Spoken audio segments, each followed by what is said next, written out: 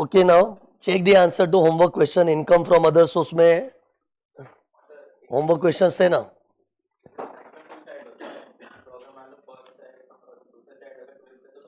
इसके ऊपर बात होगी, समझ गया मैं तुम्हारा डाउट आएगा, ये पॉइंट है पैकेज में.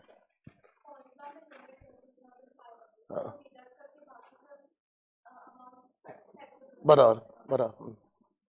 एनीवेज वो पॉइंट आने वाला है ना, सब में है ना, होमवर्क करने वाला देखा ही होगा ऐसा पॉइंट, मतलब सबने. तो लुक हियर, ये देखो होमवर्क सम का आंसर डिस्कस कर लेते. सी क्वेश्चन नंबर 1 देखना पहले फटाफट.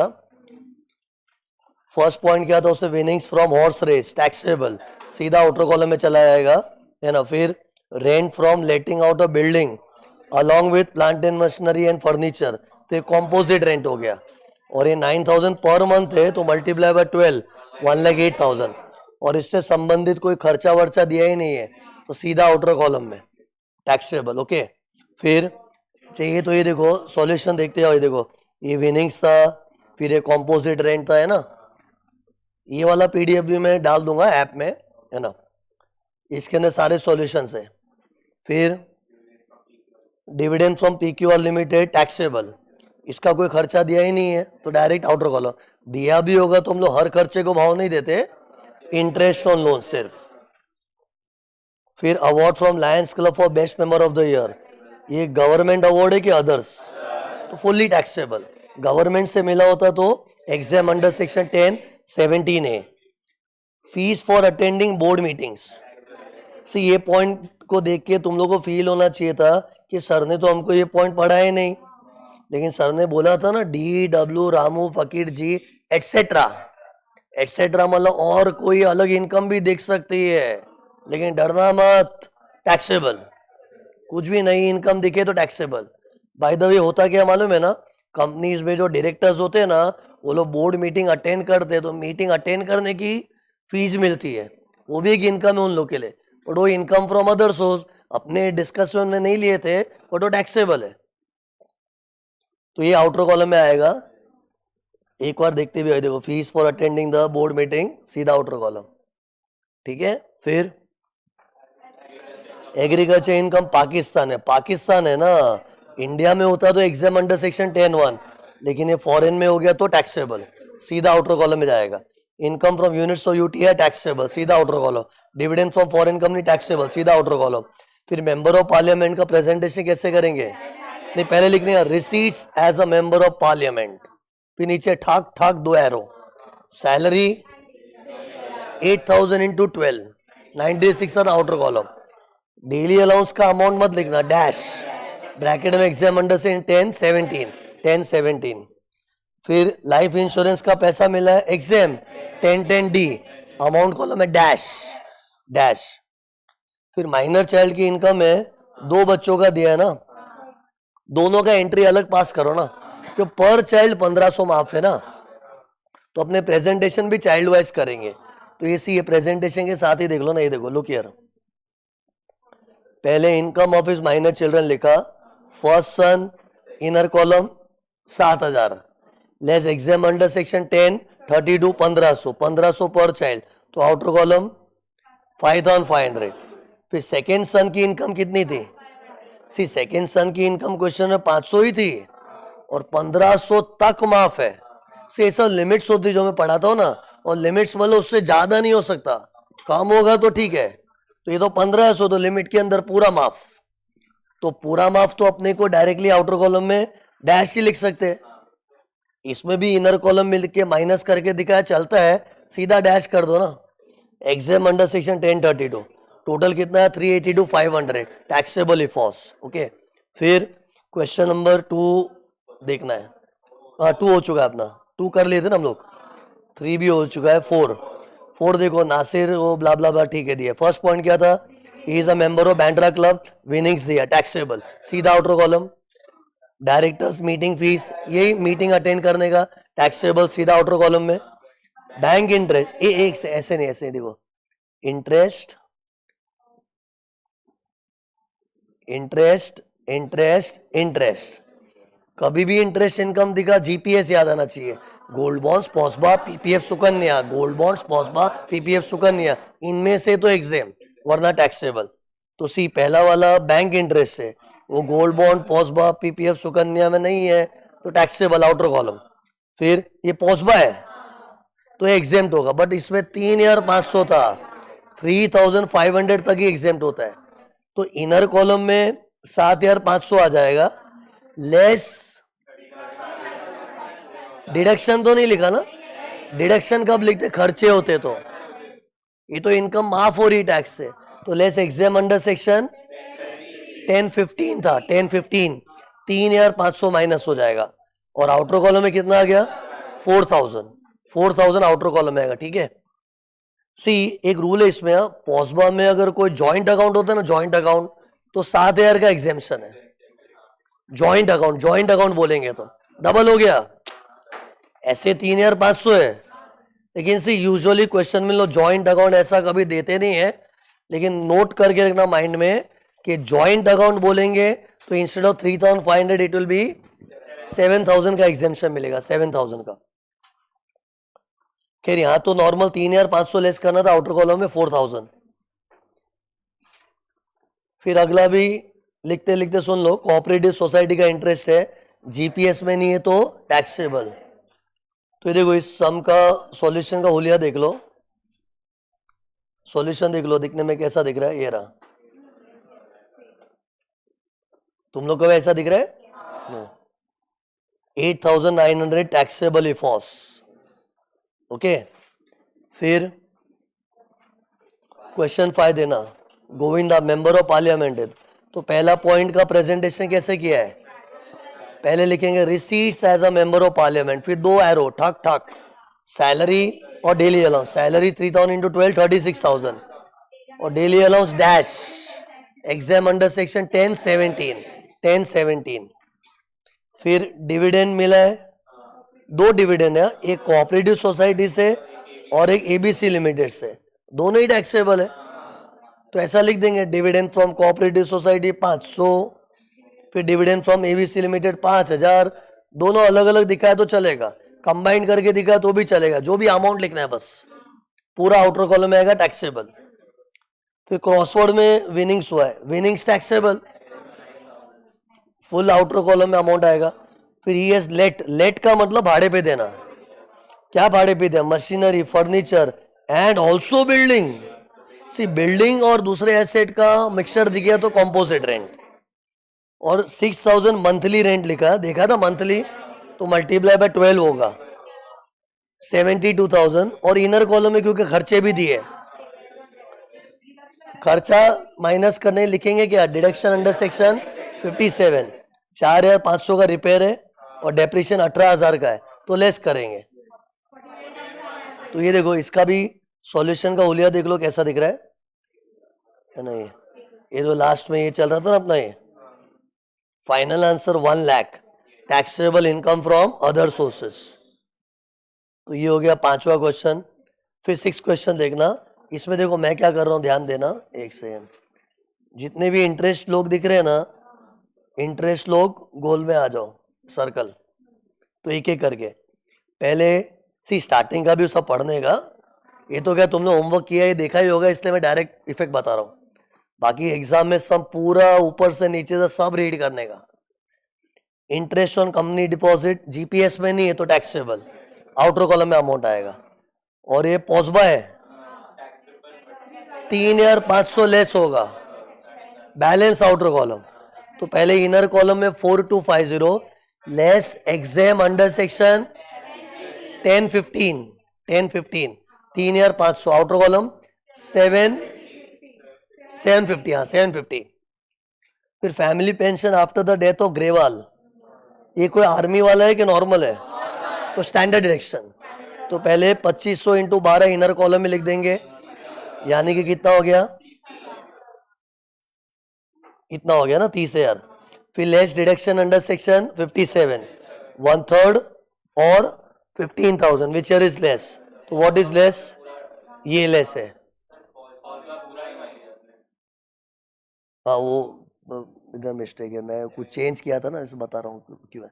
ये पॉस्बा का अमाउंट ये 4,250 है ना, वो मैं सॉल्यूशन में करेक्शन है, ये सॉल्यूशन में इधर 750 आएगा, वो जाने दो, तुमको जो सॉल्यूशन दूंगा वो करेक्टेड ही होगा. 758 इज ओके. 3,500 ही लेस करना है. तो अपने फैमिली पेंशन का देखा ये 1/3 ऑफ 15,000 विच इज लेस, तो आउटर कॉलम में 20,000 आ जाएगा. फिर इंटरेस्ट ऑन डिवेंचर, ये जीपीएस में नहीं है तो टैक्सेबल पूरा आउटर कॉलम. म्यूचुअल फंड का इनकम फुल्ली टैक्सेबल. सी एग्जेम्प्ट आइटम्स अपने रट लिए 10 वाली, बाकी सब टैक्सेबल ही तो है. कर क्या रहे, कॉपी तो कर रहे. परचेज ऑफ शॉप 65 lakhs में, उसका एचडीवी 70 lakhs है. तो ये गिफ्ट का पॉइंट है. सी मैंने क्या लगा, गिफ्ट का पॉइंट देने का स्टाइल क्या है, कुछ फोकट में मिला तो गिफ्ट वर्ड ही लिख देंगे, और सस्ते में मिला होगा तो परचेज लिखेंगे, वो लो प्राइस वाला होता है. और ये शॉप है मतलब मूवेबल की इमूवेबल, इमूवेबल. और इमूवेबल में लो प्राइस मतलब वो वाला फॉर्मूला यूज करना पड़ेगा. 10% ऑफ 50,000 विच इज सायर निकालेंगे, फिर उसको कंपेयर करेंगे अपने को मजा कितना मिला, है ना. तो सी पहले डिफरेंस निकालेंगे 70 लाख और 65 लाख, तो डिफरेंस 5 लाख है, मतलब इतने का मजा मिला है. अब कंपेयर विथ 10% ऑफ एक्चुअल तो 6.5 lakhs है, और 50,000 से कंपेयर करेंगे तो हायर तो यही है, लेकिन अपने को जो मजा मिला 5 लाख वो लेस है, लेस है, और मजा कम है मतलब एग्जाम, पूरा एग्जाम. समझा नहीं, फुर्सत में मैंने कल पढ़ा था, वापस दिखा नहीं रहा वाला मेरा format. It is fully exempt. तो इधर फिर इसमें करेक्शन है ना, तो आंसर मैच नहीं होगा तुम लोग का. मैं इधर कर देता हूँ. कितना आंसर 21, सॉरी सुना नहीं पता, 25 250, और ये ऊपर 750. और ये पर्ची, अरे हाँ ये एक्चुअली कुछ तो भी सम में चेंज हुआ था बरा. ठीक है ठीक है, चलो जान दो. जो भी है, सॉल्यूशन क्या है इसका, सॉल्यूशन मतलब आंसर क्या है, sorry 25,250, 25,250 is the final answer. फिर क्वेश्चन नंबर 7. क्वेश्चन 7 में देखो, income from units of UTI taxable, सीधा आउटर कॉलम. फिर इंटरेस्ट आते ही है ना, ये स्टाइल फॉलो करो ताकि अपना माइंड है ना जीपीएस में चला जाए. फिर एक एक करके बताओ. ये वाला डिवेंचर्स का जीपीएस में नहीं है तो टैक्सेबल. ये वाला बैंक से मिला जीपीएस में नहीं तो टैक्सेबल. ये वाला हिंदुस्तान लीवर से मिला जीपीएस से नहीं मिला तो जीपीएस में नहीं तो टैक्सेबल. ये वाला भी देख लो, ये जीपीएस वाला देखो, गोल्ड मोनेटाइजेशन स्कीम. सी माना मैं गोल्ड बॉन्ड्स करके बोलता हूँ, लेकिन असली जिंदगी में जब ये स्कीम आई थी ना 2015 में, वो स्कीम गोल्ड मोनेटाइजेशन स्कीम के नाम से अनाउंस हुई थी, और उसमें लोगों को गोल्ड बॉन्ड्स मिले थे. बॉन्ड्स, बॉन्ड्स बोले कागज का टुकड़ा, सर्टिफिकेट होता है. सर्टिफिकेट के मैंने आपको इतना मेरा गोल्ड दिया है, प्रूफ चाहिए, नहीं तो मेरा गोल्ड मैंने किसी को दिया उसका क्या प्रूफ. तो सर्टिफिकेट होता है ना, दैट सर्टिफिकेट इज बॉन्ड्स. तो डोंट थिंक कि इधर बॉन्ड्स वर्ड नहीं ले, देखो सर्टिफिकेट लिखा है ना, so whether it's a certificate और bond it's one in the same. तो इन शॉर्ट अपना गोल्ड बॉन्ड्स ही है. तो एग्जाम अंडर सेक्शन 10-15 तो डैश हो जाएगा, डैश फुल्ली एग्जाम 10-15 में. फिर गिफ्ट ऑफ ₹30,000, रुपीज मतलब रुपया मिला, रुपया मनी, और एक्स से मिला है, वाई से मिला है, और ईच लिखा था, तो अपने को एग्रीगेट करना पड़ेगा. 30 और 30 60, तो 60 मतलब 50 से ज्यादा फुल्ली टैक्सेबल. इधर कौन सी थियरी फॉलो की अपने चार्ट में, मनी वाला था, मूवेबल इमूवेबल नहीं, मनी था, और aggregate more than 50,000 fully taxable. इस पे नजर गई थी ना, ईच लिखा था ये. तो इसका आंसर क्या आया 76. इधर भी कुछ गड़, हाँ ये गिफ्ट नहीं है, ये एक्चुअली मैं गलती से दूसरी फाइल लेके आ गया यार. मैं तुम लोगों को सॉल्यूशन डायरेक्ट देखो, रॉन्ग फाइल लेके आ गया पुरानी वाली. ठीक है, तो क्या आंसर बोलो, आंसर मैं लिख देता हूँ 76.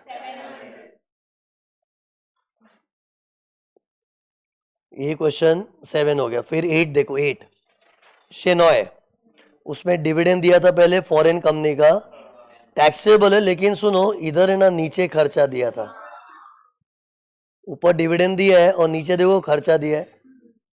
और मैं इससे ही क्यों कनेक्ट कर रहा हूं दोनों को?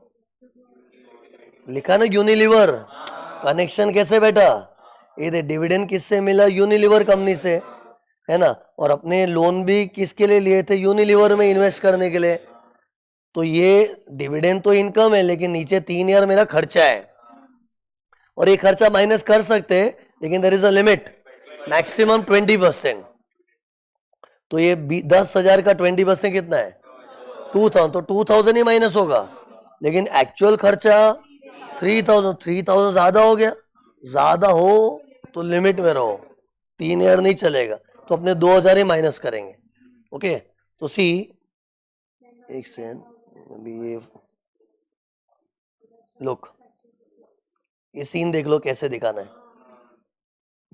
डिविडेंड इनर कॉलम में 10,000, लेस डिडक्शन अंडर सेक्शन 57, और अपना नॉलेज दिखाओ ऐसे, maximum 20% of 10,000 which comes to 2,000, तो 2,000 ही लेंगे। ओके, फिर आउटर कॉलम में 8,000 आ गया। फिर winnings taxable outer column, wait, उसका खर्चा भी दिया नीचे। विनिंग्स का खर्चा इग्नोर करना होता है। विनिंग्स खर्चे से आता है या नसीब से? नसीब से, तो ये खर्चा इग्नोर होता है। लॉटरी विनिंग्स, ये भी टैक्सेबल। फिर इंटरेस्ट है, तो इंटरेस्ट को गोल करने की परंपरा है से, जीपीएस में ढूंढने की परंपरा है। जीपीएस में नहीं है तो टैक्सेबल, पूरा 18,000 आउटर कॉलम में आ जाएगा। फिर dividend from cooperative society taxable, बस दैट्स इट। आंसर क्या आया? 1,12,000। ये taxable income from other sources. फिर क्वेश्चन नंबर 9, सी क्वेश्चन 9 एक एग्जॉस्टिव सम है, उसमें ज्यादा पॉइंट्स कवर हुए। सी लास्ट में टाइम कम मिले ना, 9, 10, 11 कर लेने का बस। 10 और 11 तो अच्छा ही था, गिफ्ट वाला जो हम लोग मिलके किए थे क्लास में यार, उसमें तो गिफ्ट की प्रैक्टिस की थी, गिफ्ट के सम्स की।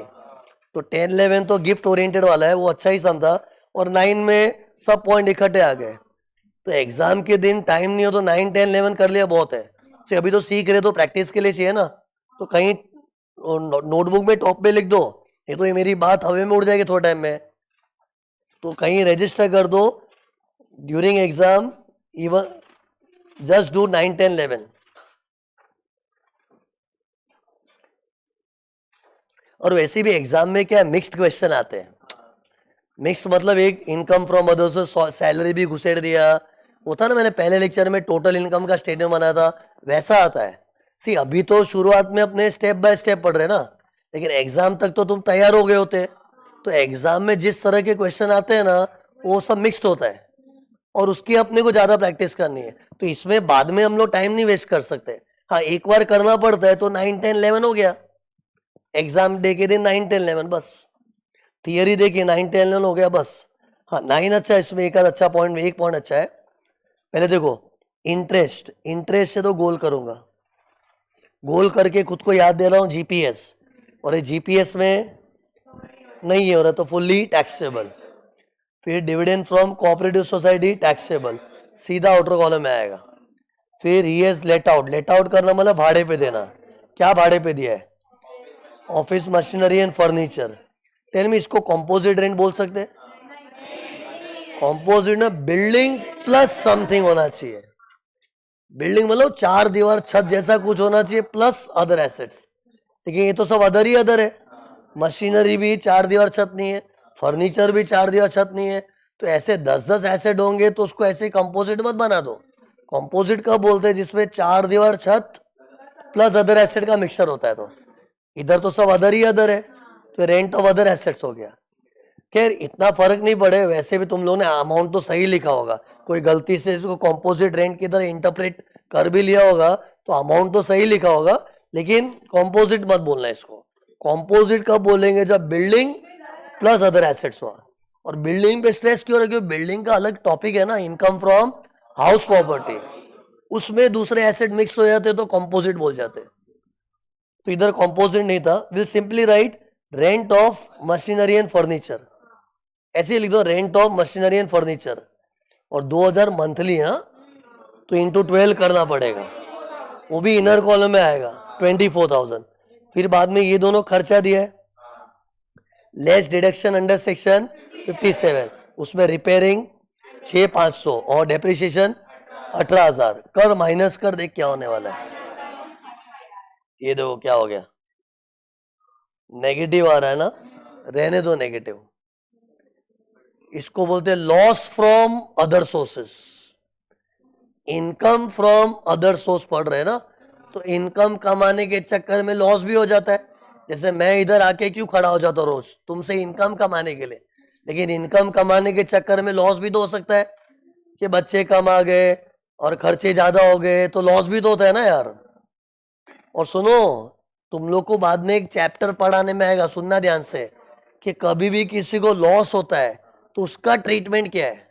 सी, लॉस पे टैक्स तो नहीं आएगा, लॉस हुआ है ना, लेकिन वो लॉस दूसरी इनकम में एडजस्ट करने मिलता है, उसको बोलते हैं सेट ऑफ। बोलो मुझसे, सेट ऑफ। सेट ऑफ नाम का टॉपिक ही है अपने सिलेबस में, वो लास्ट लास्ट में होगा। और सी, इसको मैंने नेगेटिव अमाउंट को आउटर कॉलम में लिखा ना, तो जब मैं टोटलिंग करूंगा ना, तो टोटलिंग में घुल मिल जाएगा वो, इंग्लिश से बोलते हैं सेट ऑफ हो गया, सेट ऑफ, एडजस्ट। और वो एडजस्ट करने की गवर्नमेंट इजाजत दी है। गवर्नमेंट बोली है कि कोई इनकम कमाने के चक्कर में अगर तुम्हारा कोई नुकसान हो गया, कमाई कम हुई, खर्चे ज्यादा हो गए, तो लॉस आपको एडजस्ट करने मिलेगा। और एडजस्ट करने की परमिशन का ही अलग टॉपिक है एक, उसको बोलते हैं सेट ऑफ। तो ये तुम लोग को एक बार थोड़ा अचंभा हुआ होगा कि नेगेटिव क्या है, कुछ तो प्रिंटिंग मिस्टेक होगा, ये अलग अलग ख्याल आए होंगे, लेकिन ये सही है। ये पॉइंट था मेन, सम का खास पॉइंट था, अमाउंट लिखने का नेगेटिव और टोटलिंग में एडजस्ट हो जाएगा ये। तो आज हमने नई बात सीखी, इनकम फ्रॉम अदर सोर्स में इनकम के सामने खर्चे माइनस करे और ज्यादा खर्चे होने के कारण नेगेटिव फिगर हो जाए, तो it's a loss which can get adjusted against other income. फिर रेंट, वापस रेंट आया, लेकिन ये लेटिंग out of building at Andheri along with plant and machinery, देखो बिल्डिंग प्लस अदर एसेट हुआ तो कॉम्पोजिट, और क्या इधर लिखा भी है कॉम्पोजिट लीज 4,000 पर मंथ, तो मल्टीप्लाई बाय 12, 48,000। फिर खर्चा दिया हो लेस कर देंगे, है ना। देख लो हुलिया, देख लो, ऐसा दिखता है ना, बराबर है। फिर next point, he is an author of a text book which fetched. Fetch करना मतलब अर्न करना, अर्न मतलब जिससे हमने अर्न किया, फेच किया। क्या अर्न किया, रॉयल्टी, कितना, 45,000। तो वो तो अपनी इनकम है, रॉयल्टी टैक्सेबल है। लेकिन फिर देखो, ही क्लेम्स फॉलोइंग डिडक्शंस। और डिडक्शन क्लेम करना मतलब ऑब्वियसली कोई खर्चे होंगे, और टैक्सेबल इनकम डिडक्ट दी खर्चास। रॉयल्टी टैक्सेबल है तो सब खर्चे माइनस हो जाएंगे। क्या क्या खर्चा है, एक हमने क्लर्क रखा है, और क्लर्क क्या करता है, प्रूफ रीडिंग। प्रूफ रीडिंग क्या होता है में, मतलब चेक करना स्पेलिंग मिस्टेक नहीं है, कैलकुलेशन मिस्टेक नहीं है। जैसे सी, मैंने अभी सॉल्यूशन तुम लोगों को दिखाया था ना, एक जगह मिस्टेक थी ना, तो वही अगर प्रूफ रीडिंग कोई करता है ना, तो मिस्टेक नहीं आती है।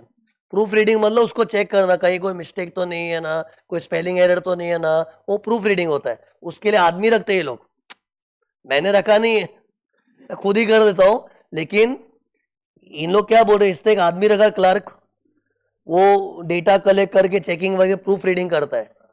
और ये सब तो रॉयल्टी कमाने में होता है, रॉयल्टी कमाने के लिए बुक लिखनी पड़ती है, तो चेकिंग वेकिंग तो करवाना पड़ता है, प्रूफ रीडिंग। तो ये खर्चा है, I am just explaining meaning क्या है इसका। तो ये माइनस हो जाए, फिर स्टेशनरी ये भी माइनस हो जाएगा, टेलीफोन का खर्चा सब माइनस, सब माइनस कर दें। सॉल्यूशन देख लो कैसा दिखता है, देखो दिखने में ऐसा दिखता है। आउटर कॉलम 40,400, सही है। फिर फैमिली पेंशन आर्मी वाला है कि नॉर्मल है, नॉर्मल। तो पहले इनर कॉलम में आएगा 30,000 less deduction under section 57, 1/3 into 30,000 10,000 या 15,000, विच इज लेस 10,000, तो 10,000 माइनस हो जाए। Outer column 20,000।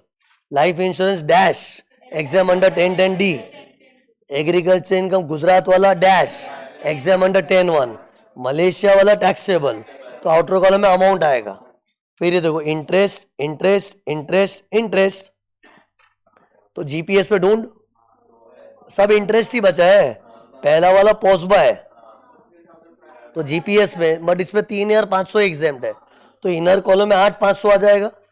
लेस 3,500 लिखेंगे क्या, एग्जाम अंडर सेक्शन 1015 ऐसा लिखना पड़ेगा।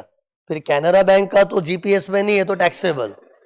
पीपीएफ तो है, PPF is a famous account, एक एक के पास होता है वो 1011, ये डैश हो जाएगा। और ये बॉन्ड्स वाला जीपीएस में नहीं है तो टैक्सेबल। ये सब में मैंने जीपीएस की टेक्निक यूज की। इंटरेस्ट इनकम थी ना, तो ये देखो दिखने में ऐसा दिखता है कुछ। अब वो जाने दो, पहले ये देख लो ना, ये इंटरेस्ट का इफेक्ट देख लो खाली, ये और ये है ना। हाँ टोटलिंग में बताओ, टोटलिंग में क्या आ रहा है, क्या है टोटल, 161। ये taxable income from other source है, taxable income from other source 161,300, 161,300 getting. बस हो गए, तो इफॉस के सारे सम्स हो गए, टॉपिक समाप्त। Okay, but again I am saying IFOS की कुछ कुछ चीजें है ना वो बाद में आएगी, अभी स्टडी मटेरियल से मैच मत करना। ये क्यों बोल रहा हूँ, क्योंकि ऐसी अगर मैं इन्फॉर्म नहीं करूंगा तो तुम लोग स्टडी मटेरियल में मिसमैच देख के थोड़े घबरा जाओगे। डोंट वरी, इतने सालों से एक ही चीज कर रहा हूँ। I also know what is there in the study material, but some things are not relevant, something will be coming at a later stage. So right now you just make this much very thorough. Okay, so this completes the topic of EFOS.